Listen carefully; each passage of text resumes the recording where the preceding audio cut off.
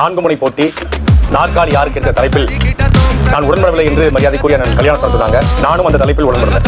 காரணம் என்ன அப்படின்னா, திராவிட முன்னேற்றத்தின் சார்பாக வந்திருக்கிற மரியாதைக்குரிய அண்ணன் ராஜீவ்காந்தி அவர்களுக்கு ஒரு கோட்பாடு ஏற்கனவே இருந்தது. இப்போ ஒரு கோட்பாடு இருக்கு, திராவிடம் என்ற கோட்பாடு இருக்கு. அவர் ஏற்றுக்கொண்ட தத்துவத்தின் அடிப்படையில் திமுக திராவிடம் அப்படிங்கிற கோட்பாடு. அதிமுகவும் திராவிட கட்சியுடைய குழந்தை என்று கடந்த மாதம் கூட எடப்பாடி பழனிசாமி அறிவித்தார். ரெண்டுமே திராவிட கட்சி. இந்த ரெண்டுக்கும் மாற்றாக 50 ஆண்டு காலமாக இந்த மண்ணை ஆண்டிருக்கிறது திராவிடம். திராவிடம் என்கிற சொல்லாடலே தமிழ் சொல் கிடையாது. திராவிடம் என்கிற தமிழுக்கு தேவையும் கிடையாது. நான் தமிழன், நான் என் தாய்மொழி தமிழ் மொழி, அதனால் நான் தமிழன்.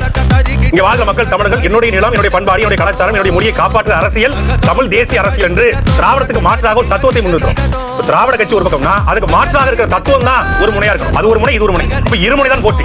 இந்த இருமுனைக்கு மத்தியில ஒண்ணு திராவிடத்தின் பக்கம் நிக்கணும், இல்ல தமிழ் தேசிய பக்கம் நிக்கணும். ரெண்டு பக்கம் நிக்க மாட்டேன், நடுவுல தான் நிப்பன்னு சொல்லி புத்தகமாலையிலிருந்து ஏறி வந்திருக்காரு மன்ன முஸ்தபா. தாவேக்கால சார்பாக வந்திருக்காரு.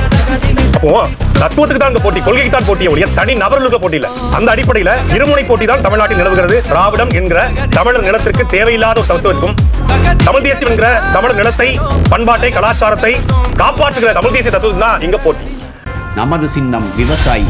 ஓட்டு பாருங்க ஓட்ட, அப்புறம் பாருங்க நாட்டை.